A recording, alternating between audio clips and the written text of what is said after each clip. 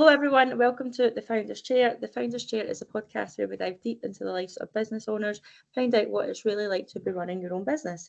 Today we are joined by Steve Young, the founder and managing director of Stream Managed Services. Welcome Steve, thank you for joining us. No, absolute pleasure. Thanks for having me. No problem at all. So Steve, why don't you kick us off and just tell us a wee bit about you, like your personal story, like where you're from, if you've got any family, your hobbies? Well, I was originally from East Kilbride and I moved to a little village, Shraven, in South Lanarkshire. It must have been about 20 years ago. I'm married to Liz and I have 3 kids, 2 girls and a boy. I don't actually have that many hobbies. I play the guitar, play the odd round of golf. I go to the football. I won't tell you what team, just in case it upsets anybody. And I've got a dog. We like going walking on the beach in Ayrshire. So we try to do that at the weekend. What kind of dog have you got? I've got a big golden lab. His name's Charlie, and he's as daft as a brush. I've got a wee golden cocker spaniel, and he's the same, just as hyper as anything. So, if the house was on fire, the dog would get saved first. Yeah, I always say that as well. Oh, fantastic. Why don't you tell us a wee bit more about the business and how it came about, and at what point did you think, you know what, I've got the confidence and I want to start up my own business? Well, I wanted to do this for a number of years. For the last sort of 10 years or so, I've had a couple of reasonably senior jobs. And at the last job, it wasn't quite going the way I wanted. The company was wanting to go in a slightly different direction, and I felt I had the tools, and it was probably just about the right time. I was at the right age to put some of the ideas I've had in my head into practice. Fantastic. And then tell us more about your company. Like what services is it that you offer? So there's 2 elements to it. The first is software. So I manage documentation, and within that I automate processes. So things like accounts payable departments, that's probably my sweet spot. But any document-based process that is very time intensive, menial tasks, I automate all these things using software, and it's underpinned by AI. So that's the first. Anything document related, I digitize. The second part of my business is print and print management software, scanning solutions. So every office will have print devices. So I supply and service these devices, but I come up with some really clever ideas about how to get documents into a digital world. So they kind of tie in with the management software and actual hardware of getting paper into a digital world. Oh, that's brilliant. So you essentially will save businesses a lot of time, with like having to deal with the documents and admin and things like that, eh? It is the time and cost savings can be quite eye-watering, but also there's lots of risk in the way people store documents traditionally, the way people leave documents lying about on catch trays of printers. So I'm big on looking at the risk of the way people are doing things just now and trying to help them mitigate that risk. Okay, that's brilliant. So you kind of touched on, your previous jobs and like why you started up your own business, but do you have like a certain person that kind of pushed you or inspired you to like kind of go out on your own?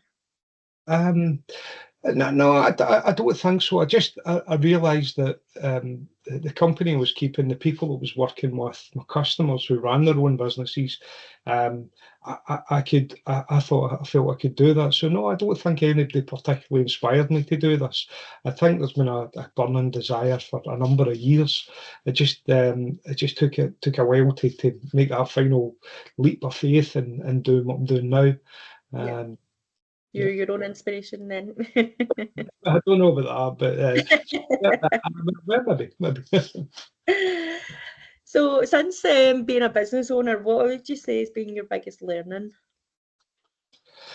I think I've had to really develop resilience. So there's been a number of things that went really well, and then there's been lots of rejection and things that I thought would work haven't worked.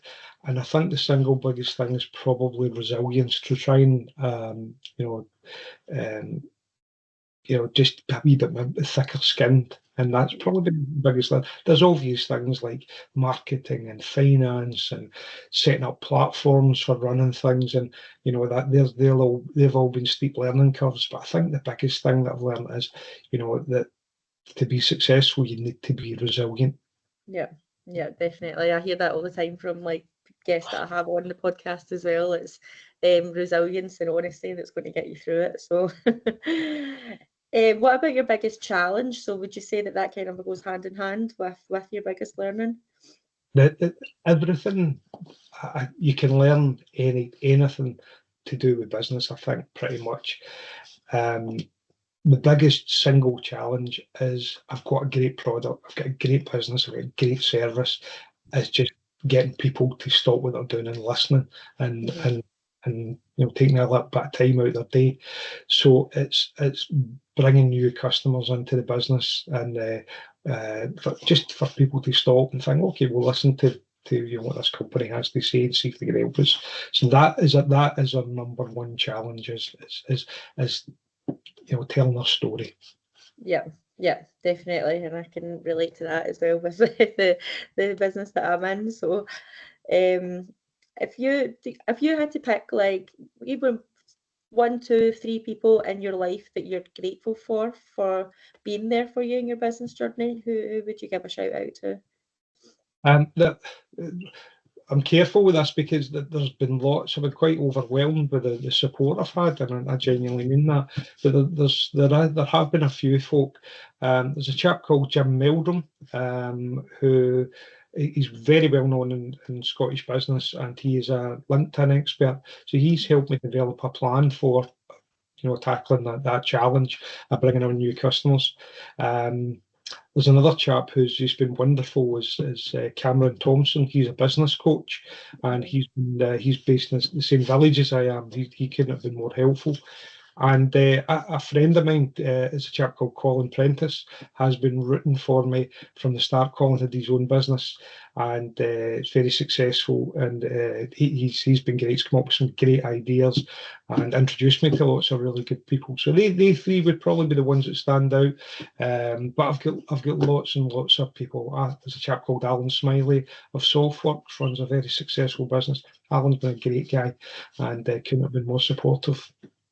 Yeah, you do. You realise how important your network and your community is, like around you, when you are kind of like on your own business and trying to do your own thing and trying to sell your service. So, no, that's brilliant that you've got those people around you. Yeah, no, and I'm really grateful, and I hope they know I'm grateful. Yeah, well, they will now. You've given them a shout out. So, what would you say is the next big thing for you in Stream Managed Services? What's your goals for the next couple of years? So I've just registered with the public sector. So I think specifically for the software that I sell, the automation and document management software, I think there's a real gap in the market in the public sector, and I think it can really help these guys. So I'm going through, there's a humongous amount of work to be able to be in a position to pitch for that, for government business and everything public sector. But I'm working furiously in the background to do that. So that's my next area. I've traditionally always dealt with private sector, from small businesses right up to FTSE businesses. I've done global business in my previous life. So I've done that, but always in the private sector. I now want to do both. So the public sector is very much in my mindset. Oh, amazing. That's just like going to be the next level for you. So that's exciting. I can't wait to watch you grow. What if you had to give any advice to any business owners who are just starting, what would your advice be? I don't know. I think patience, but be patient. Document your processes, so everything you write them down. and then, you know, just trust the process. And I think I mentioned earlier, I think you're going to get knocks and lots of them, and just take them. And you maybe think sometimes, why me? And then you think, well, why not me? Yeah. You need, if it was easy, everyone would be doing it. So, and be great.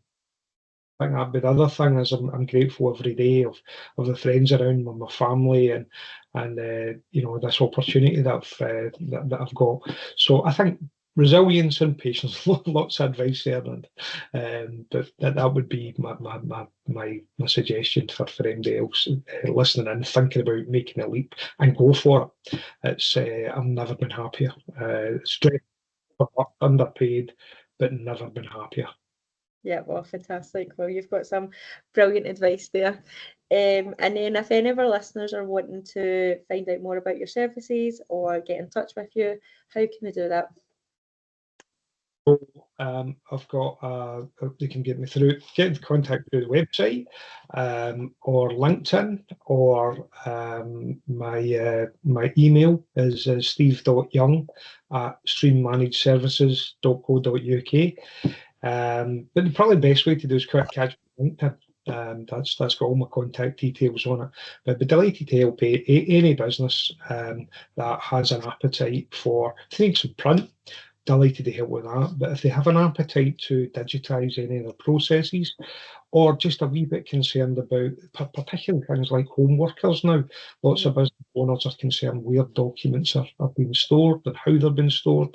There's simple ways of doing that. So yeah, to answer your question, the best way is probably LinkedIn. Fantastic. Well, that is us all done, Steve. Thank you so much for joining us. Yeah, that's my last question. Sorry, I was having a mind blank there. I like to ask everyone before they go away is, what has been your favourite holiday you've ever been on, and what is your dream holiday destination you want to go to? Oh, for goodness sake. Something you here, sorry. I've been very lucky with holidays. I've done some nice things in my life. Not as much as many, maybe more than others, but not as much as others. Oh, for goodness sake, you put me probably Australia. I was went to Australia 3 years ago, and I absolutely loved it. My dream destination, well, my daughter's in Canada, just for a few months studying, and I've never been. I would love to go to Canada, and Yeah. I see her more than when she's back home in Scotland. We FaceTime every night, and she is having an absolute ball. So Canada would be something. Fantastic. Well, thank you so much, and thank you for joining us once again. That is us for the Founders Chair for this week, and I will see you all next time.